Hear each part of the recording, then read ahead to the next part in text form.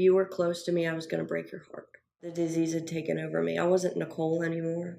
I had lost myself. And every time I used hoping that I would die.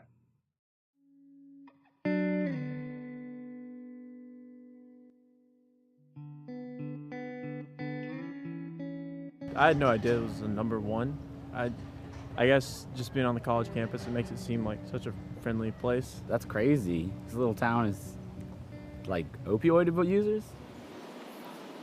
It's not apparent that that's going on. So the people that are suffering from this, are they out here in plain view with the rest of us, or are they hidden somewhere else? Because personally, I've never experienced it, so I would say weak, because you shouldn't have to resort to that to feel good.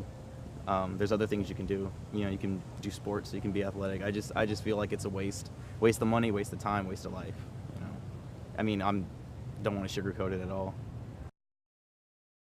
I've seen a lot of people from around the country come here to get sober, and I feel a lot of times with sobriety comes relapse. The way I look at the program is you are going to get out of the program what you put into it.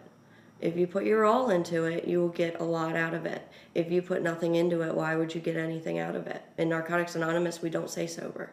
We say clean, living clean, because you're not stealing, you're not lying, you're not doing anything that you used to do in active addiction. We cause a lot of pain in our addiction. If you were close to me, I was going to break your heart, and I didn't want to. No part of me wanted to make my mom, my dad, and my sister cry every day and beg me. And the one thing they always said is, why can't you just stop? I destroyed them for a long time. And I know that I destroyed them.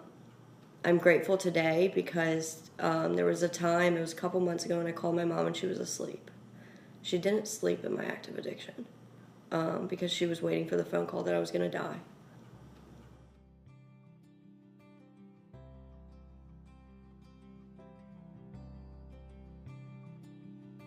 With people who don't talk to their family members anymore, or people who have been homeless for years, living on the streets, they're not going to be able to have their family or friends involved in their recovery as much as somebody who does. I don't know many people that fit the typical stereotype of a drug addict. Like, you would think like the person sleeping under the bridge that looks disgusting is the drug addict. Well, no, I'm from the suburbs. I went to a nice high school. My parents gave me everything that I ever wanted. But here I am, an addict that was addicted to crack and heroin.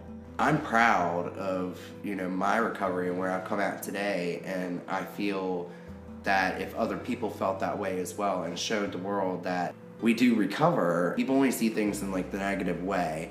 They only see death. They only see, people stealing.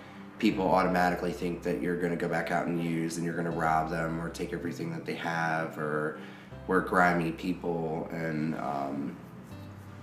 that's not the case at all. The real problem is me, and I have to fix me. My life, I never thought that I would have what I have today. You really get to a certain point where like death seems better than what you're doing, and today it doesn't feel like that. I want bigger and better things for my life because since I was 17 years old, my life has been on hold.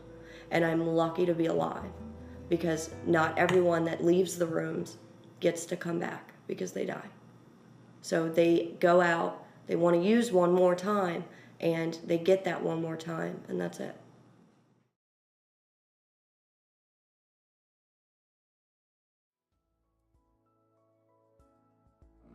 Me personally, I grew up not ever feeling like I was a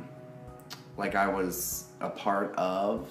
I always felt like I was like an outcast in high school or in college, and just life in general. Like, I always felt like I was an outcast, and as soon as I came to the rooms, like I felt like I have like friends today. I mean, I've never felt a part of anything before, and like coming to Launchpad and like being a part of what they started and have continued to do. I have like the coolest people in my life today, and I get to like be a part of other people's lives. It's been probably the biggest blessing I've ever received, to like be in hell and then to have experienced this and come out on the other side, and like having lived those two lives and being able to remember how bad things were, and like to know how good things are now, and to be extremely grateful for what I have today. If I could say one thing to those fighting addiction, it'd be to stay strong and get through it, and don't like stop randomly just because someone else is telling you to do it.